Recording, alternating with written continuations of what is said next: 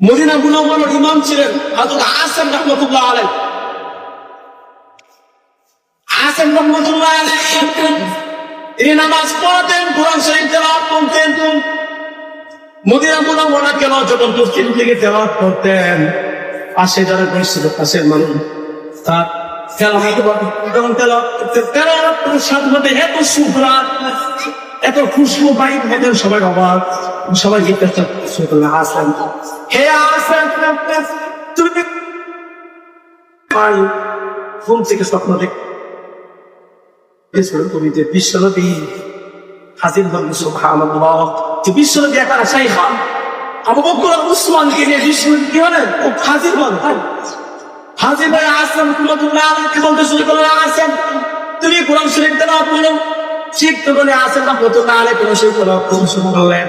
তিনি যখন কোরআন শরীফ তেলাওয়াত করলেন, কোরআন শরীফ তেলাওয়াত শেষ হলো, বিশ্বনবী বললেন, আসেন হ্যাঁ আসেন তোমার জীবনটা বাইর করো।